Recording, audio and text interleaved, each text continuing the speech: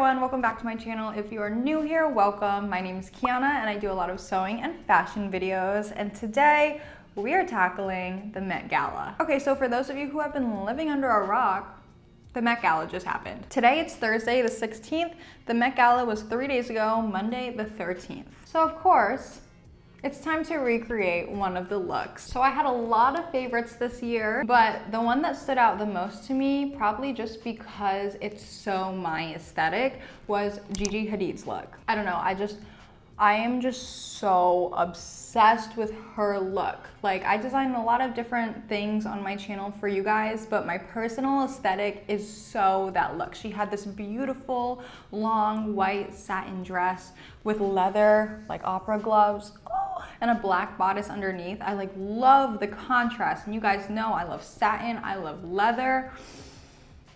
Everything about that look is just so beautiful, so me. So of course, I decided to recreate it. Now, don't let her dress fool you though, because it looks incredibly easy to make. It just looks like a white column dress. But upon further inspection, you notice that there are literally no seams. You see the boning channels on the front, but you don't really see any seams except on the sides and down the center back where the zipper is. So how is it shaped on the body? It took me a long time to figure out how they did that, but I think I figured it out, and we will talk about that later on when I show you actually how I'm gonna end up making it. But stay tuned because it's crazy and I had not thought about that before. Okay, so let's just get started with making Gigi's look. Okay, like I said, I think I know what's going on with the seams of this dress. I have a whole piece of fabric here to show you what's going on. When I actually drape this though, I'm only going to use half this amount to drape half of the dress form, but for educational purposes, I'm gonna show you with this full piece of fabric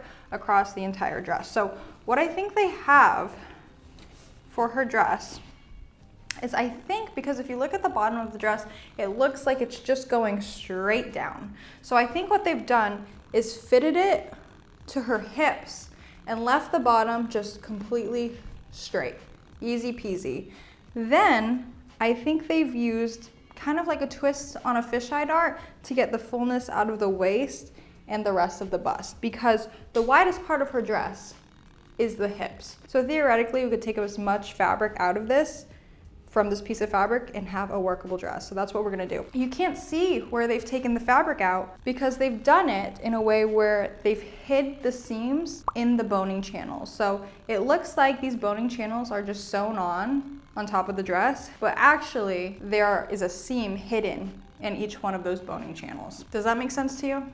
If it doesn't, it will in a second. I'm going to get this ready for draping and come back to you. All right, so first things first, I gotta mark out my neckline and all of my seam lines using some tape on my dress form. I really like to use washi tape actually. This is whiteboard tape because that's all I had, but pro tip, I love using washi tape.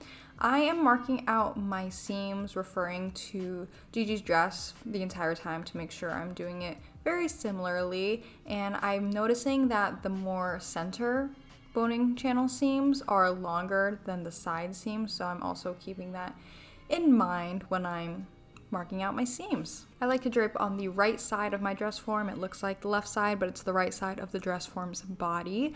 I drape on half the dress form because you can mirror it during the pattern. So that's why you just drape on one side, because it's more exact. I'm smoothing it out to fit across the hips, and then I'm just going all the way up the side seam. Then I can go in and take all of that fullness in with a fisheye dart. I'm just kind of pinching the fabric where it's too full and smoothing it out so it fits my dress form exactly, trying to make those fisheye darts as even as possible. But yeah, that's all I'm doing, and I also think that this would be pretty doable if you didn't have a dress form and you just wanted to use flat pattern making to create it. Okay, let's go through this a little bit. So as you can see, it's definitely pulling in different directions. That's because I did this in 10 minutes. I just kind of whipped it out. But what I'm gonna do is actually pull this off and trace it out and adjust it and fix it up in flat pattern making. So I kind of got a little bit off with the fisheye darts. I'm gonna move them over a little bit. I'm gonna even them out a little bit. I'll show you that process as well. But I'm not gonna just take this and then use this exactly as the pattern. I'm definitely gonna clean it up a lot. As you can see, I also didn't take anything out of here That's just because there was no fabric to take out. However, if you look at the picture, it's a really like flat against the bust kind of design instead of like curving around the bust. So I'm going to end up taking just a little bit out here so that it kind of achieves that look. I also almost took off the muslin from the dress form without marking it. So make sure you mark your fabric because that's the whole point of draping. I also just marked along the waistline so it could help me when I'm flat pattern making, not necessary. But other than that, just marking every single little thing on the muslin. Also a little tip for getting the side seam for dresses that aren't very fitted. I use a tape measure that has like a weight on the other end. This one is a retractable tape measure, which I am obsessed with, and that tape measure, like retractable part, just acts as a weight to keep that line straight towards the ground so that I can mark out the side seam very straight and even. Okay, so I've just cleaned up my markings a little bit. I want to show you guys exactly what happened. Oh, hello there. Hi there. Okay, so excuse me. So these blue markings are what I marked on the dress form, and the black is what I cleaned it up to. If you hear someone in the background, it's this little guy trying to eat my fabric. Excuse me, excuse me. Okay, okay. So basically I kept the same side seam, I kept the same neckline. However, oh, he does not want me to film. But if you look at the fisheye darts, you can see that I have definitely changed up where those blue markings are. First of all, I made the width at the widest point of the fisheye darts more equal, so they're about 1 inch in width between the two of those darts instead of like 3/4 of an inch and 1 1/4 inches. Second of all, you can see that they don't go straight up and down on the dress. That's because I'm gonna have them kind of curve towards the waistline and then curve away from the center. So these fisheye darts kind of have an odd shape to them. Okay, and then I just draped the back in the exact same way that I did the front. This was actually a lot easier to drape because you don't have to deal with putting the darts over the bust. So honestly, if you want to start with the back, that might be easier to get just the hang of it and then move on to the front. But did this the exact same way. I'm going to clean it up the exact same way as this one, and then I will come back to you. Let me show you the final pattern. I just finished transferring it to paper. So here you can see the fabric pattern, but I decided to transfer into paper. So for example, here's the front. And if you're like, whoa, why did you cut out those darts? It's because I cut out everything but like the actual pattern fabric piece.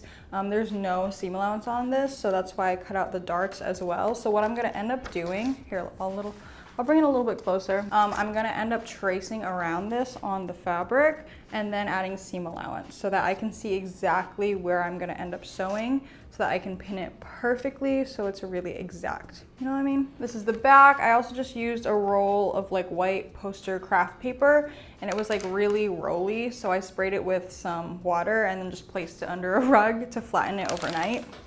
And now it's all flat. Wait, where's my fabric? Let me show you the fabric I got. Okay, so I did a last minute little run to Joann's yesterday. For the front fabric, I decided to get this. Here it is. Oh, it's beautiful. This is the color Snow White and it's the matte satin fabric. So because it's like a matte satin, it doesn't have that like super cheap, shiny look when you stand in the sunlight or when you get a flash, which is what Gigi's dress looked like. I mean, I'm sure hers was silk. This is polyester, and it's just like a matte satin to kind of cheat that like expensive, luxurious look. So I got 5 yards of this. I only need about like 3 1/4 yards, I'm pretty sure. But I got an extra like 1.5 yards in case I mess up. Who knows? I got some boning. I got 3 yards of boning because I measured, that's how much I need. I got twill tape for the neckline. And I got a exposed metal zipper. Unfortunately, they didn't have like a silver one, so this one is like a dark color, gunmetal color, which is not what she's wearing, but it was the only one they had that was an exposed zipper in the right length, which I got 14 inches, so hopefully that's good. If that does not work, I also got, oh my God, I got the wrong size, 12. I thought I got 14. It's okay, I probably have like 100 zippers in my closet, so something will work if that one doesn't work. Okay, so now on to the tracing. Like I said, I'm using a pencil that's kind of dull so I don't snag the fabric, and I'm just tracing all around my pattern piece, tracing in the darts, down the neckline, every single little thing. And then I'm going to take my ruler to add the seam allowance on afterwards. So I'm adding 1/2 inch seam allowance. This method is just super precise so we can keep track of our stitch lines instead of relying on our seam allowance to know where to stitch. So this is very precise, and it's going to definitely help us with sewing those fisheye darts. So let's tackle all those fisheye darts now. I'm going to use pins, and I'm going to pin all along the fisheye darts. So when I place my pin in, I'm going to go through one side of the pencil marking and try to come out on the other side through a pencil marking as well. This way you know you're pinning along the pencil markings on both sides so that when you stitch along the pencil marking on one side, it'll be going to the pencil marking on the other side. And that way you are sewing exactly where you want to sew. So let's take a look at some fully pinned fisheye darts that are ready to be sewn. As you can see, I've done it all the way down the entire length, so we're very precise. And also make sure your pins are pointed with the pointy side towards the neckline. That way it's easier to pull out as you sew. And here is some fully sewn fisheye darts. As you can see, the stitches are going directly through the pencil, and the darts are also pressed towards the side seams. Now on to the boning. I'm just using some boning that's pre-covered with casing already that I got from Joann's because it is super easy, and I've already ironed my casing and my boning flat. I'm placing my casing directly over the dart so it'll cover that dart completely and hide it. And I'm going to pin along the fisheye dart seam that we've created, catching the casing on the other side just slightly all the way down.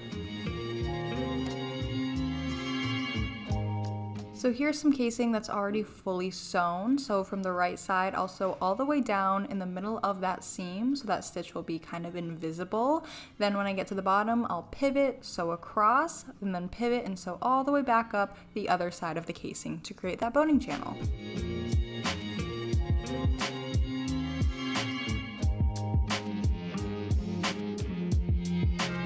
And then the best part is always inserting the boning into the bodice and then just watching it completely transform the dress.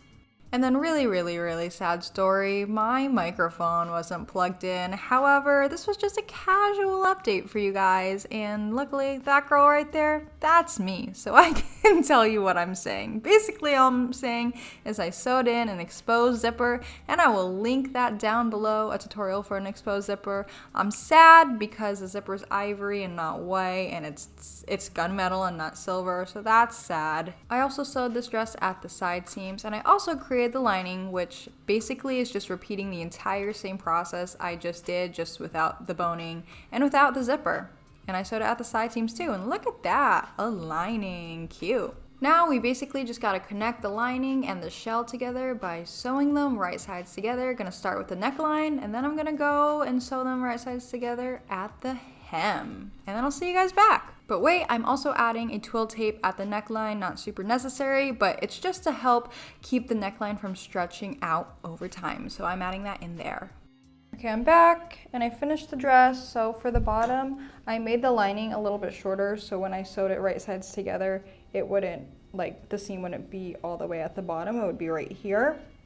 And then for the slit, I sewed the shell like normally, and then I just hand stitched the lining to the other side of the shell. I still need to give it a press. It's kind of puffy because I haven't pressed it yet. Yeah, so the dress is done. So all we have to do is make the gloves now. So I already made one glove. I'm going to show you how I make the other one. I actually found a pattern online for free. I will link the blog post down below so that you guys can have that as well. It only comes in one size and it doesn't really tell you what size it is. But for reference, I usually wear a size large in gloves, and this fits me perfect. I'll show you, hold on. Okay, here I am with the glove on. Ooh, oh my gosh, I'm obsessed with these leather gloves. I'm totally gonna use them in a bunch of other looks. It came out great. I will link the fabric I use for everything also. And this pattern down below, like I said, I just lengthened it a good bit so it could be like the opera length gloves, I think it's what they're called. This was actually very challenging to do, so I will show you now how I sewed it. Just so you know, I did struggle with this because, yeah, the gussets were really hard to sew. So let's show you. Basically, the order of operations is super easy, and here's the pattern, by the way. So first off, I mean, you can do it in any which way you want. I'm sewing the thumb first, sewing the thumb onto the glove, then I'm sewing the gussets in, and then finally I'm gonna fold the glove in half and just sew them right sides together. Sounds easy, it's just kind of hard because the seam allowance is small and it's just tricky to get around all those curves. My biggest tip would basically just be to make a prototype and go really slow because she was challenging. And then since I'm making Gigi's dress, I might as well just go all out with her entire look, meaning the hair and makeup as well. So two things really caught my eye, her eyeshadow and hair. I'm using the light blue color in the e.l.f. Earth and Ocean palette to get that eyeshadow. And then for the hair, I just found some red hair off of Amazon. It's a little red ponytail for like 17 bucks. I'll link that down below as well. Okay, who's ready to see the final look? Here you go.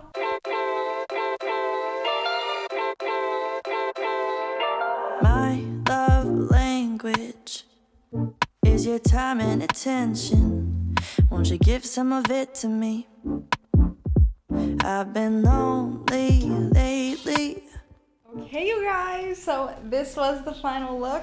I'm literally obsessed with it. Like, I even got like this like little cubic zirconia diamond situation that looks like her $12 million diamond. Wow.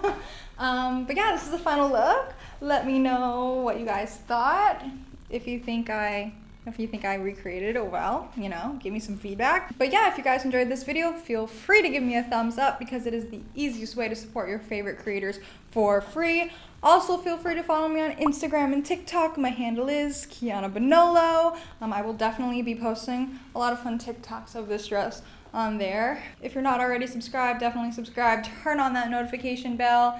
And yeah, thank you guys so much for watching. I'll see you next time.